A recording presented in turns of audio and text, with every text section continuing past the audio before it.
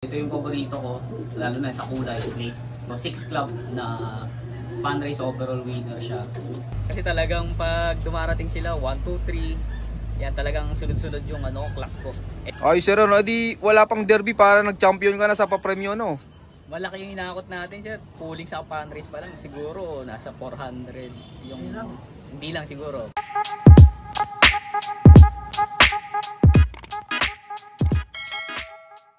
Magandang araw mga kalapatids, kami ang Team Yen Kailok. So ako si Yenmil Badayos at ito ang father ko, si Oyen Badayos. At ito naman ang aking kapatid na si Jomar Badayos at kami tatlo bubuo sa Team Yen Kailok. Ako kasi dahil busy tayo sa trabaho, so weekends lang talaga tayo nakakapagbigay ng oras sa mga ibon. So katuwang ko ang father ko para sa pag-asikaso, so sa breeding, sa pagpapakain, pagpapaikot, halos lahat sa kanya yan.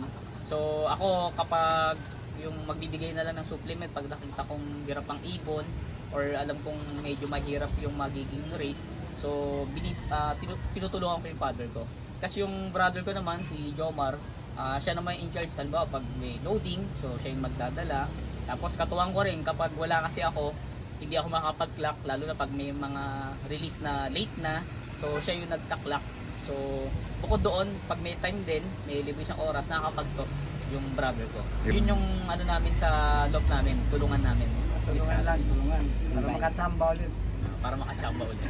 Yo, kaya hindi niya napapabayaan yung ibon, maraming pwedeng tumuto kayo, no? Pag busy isa. Ang kagandahan din. Merong katuwang sa pagkakondisyon ng mga ibon. Yung, kaya tingnan nyo mga kalapatids yung kanilang mga achievements. So, sir, pakita nyo mga achievements niya, sir. So ito yung natin, mga achievements natin sa NHPC. Yan, karamihan pooling, fundraise. Yan, ito rin sa NHPC, WPFC, mga overall natin sa fundraise. Ito naman mga pooling, tapos iba naman mga sa derby. Yan, yung mga overall natin. Congrats sa team. Ano pangalan ng team nyo, sir? Team Yen Kailok. Yun, congrats sa team Yen Kailok. Yan, sir, pwedeng makita yung mga winner nyo na ibon. Sige po, tara. Yun, tara, let's go. So, ito po yung isa sa mga winner ko. So, ito po yung first overall ko ng South 2023 fundraise sa NHPC. First overall motor winner. Ito mga kalapatids, so pwedeng malaman, sir, ano yung bloodline na ito? Sa ano po siya, Jansen, saka Banlun. So, process na siya. Yun ang mga pasok niya. So, tinatawag ko na sila mga Jansen Yankay. Kamusta naman yan, sir, nung nilalaro mo simula nung first lap ng fundraise? Nung bata kasi siya, nilaro ko na rin siya ng fundraise. So kasi parang engganyo ako maglaro sa NHPC. So nilipad ko siya unang lipad ko sa kanya, North fundraise ng NHPC. Maganda yung nilipad niya, kaso last lap, nagka-problema ako sa clocking kasi di na ako sanay mag-clock na sa MABC. So puro problema yung code ko sa pag-clock. Dapat pasok pa siya sa overallan. So, yun nga, medyo na-late yung yung pag-clock ko pati sa backup. Tapos, sabi ko, babawi tayo. Sa Western, nilaro ko siya. So, nag-overall na rin siya sa mini fan race, second overall. Third or second yata. Tapos, nilipad ko uli siya sa NHPC ng South 2023 fan race. So, doon naman siya nag-overall, pulling circuit, yung 5 laps, 3 laps, mga ganyan. Tapos sa fan race, siya yung first overall ko. Oo, so madaming trophy pala na ibigay na sa iyo ng sir, ano? Oo sir, ang dami. Nakakahakot ng marami. Pati sa mga side bet, mga pooling. Ito mga kalapatids, so maganda-ganda na pala na ibigay nito kay sir, itong alagang ito. Lalaki siya sir. Eh yan sir, nasubukan mo na sa breeding. Na-breed ko na siya. Ito ngayong South ko nilipad. Nag-anak, yung anak nila, nag-champion na rin, ilang beses na. Oo, yun siya, no? Nagpapasa din ang galing. Sir. Ito mga kalapatids, so ito naman yung isa ko pang ibon. So ito yung paborito ko, lalo na sa kulay, Slate. So ito si Slate 375. So 6 club na fundraise overall winner siya. Marami nang binigay sa akin na panalo to. Tapos itong huling lipad niya, second overall siya ng fundraise, motor winner din sa NHPC, pati sa mga pooling circuit. Oo, so sa ilang club, sir? 6 club. Oo, so ito mga kalapatids, so anong bloodline na to, sir? Ay sir, Jansen, tapos cross siya ng Banlun. Ang tawag ko na Johnson yan kay. Ito mga kalapatid. So, hen pala siya, sir. Hen to, sir. So yung nilipad ko na nanalo ngayong South, anak niya sa kanong first overall. So yung nagcha-champion. Kakulay niya rin slate. Yan yung sikat na kulay sa'yo, sir, dito. Sir, slate. Saka paborito ko rin kulay slate na hilig tayo sa off-color. Tapos, sir, saan mo naman na ipares yan? Ngayon, sir, pagkatapos siyang ipares dun sa isa kong first overall, tinry ko naman siya ipares dun sa isa ko pang first overall. Nitong recent na MDR fundraise 2024 sa NHPC. Yung motor winner ko rin. So ito naman yung recent ko na first overall ng fundraise sa NHPC nitong MDR 2024. So ang bloodline nito ay Deo Herman. So tinry ko siya, subukan, ilipad. Ayun, luckily ano naman siya. Nanalo kagad. Sa 2 laps pulling, nag-overall na rin siya. Second, saka third doon sa dalawang magkaiba na 2 laps sprint. Tapos nung sa fun race, luckily masama panahon kahit na lugon siya.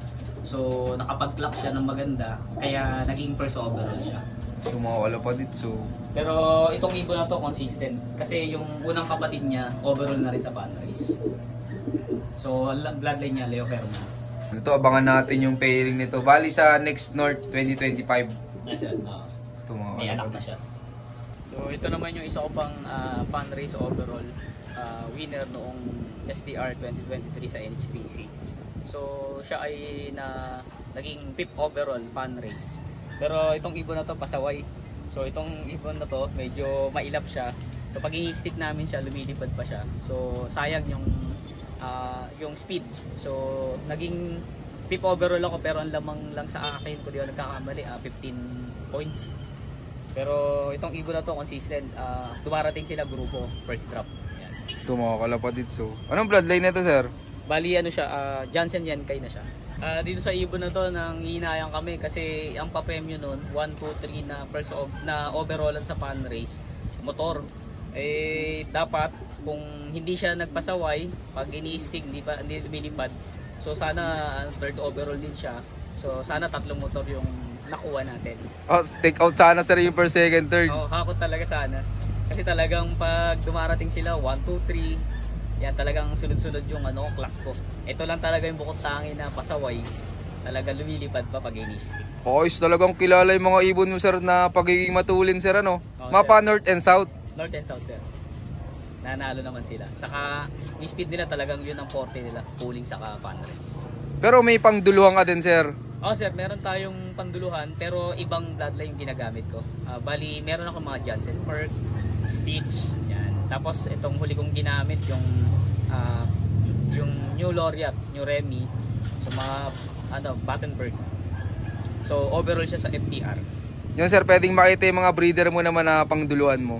Yung iba kong mga breeder kasi na mga pang derby, pang long, nakalagay sila doon sa luma kong loop kasi itong job ko ngayon bago lang.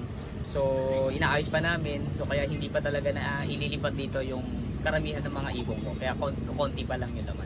Di ang karamihan na nandito pala sir, mga speedbird mo. Oo sir, mga pang speed muna natin, pulling sa fun race. Yung muna inuna ko kasi mas konti pa lang yung bilang nila kaysa doon sa mga pan-derby ko na nasa kabila. Mas marami.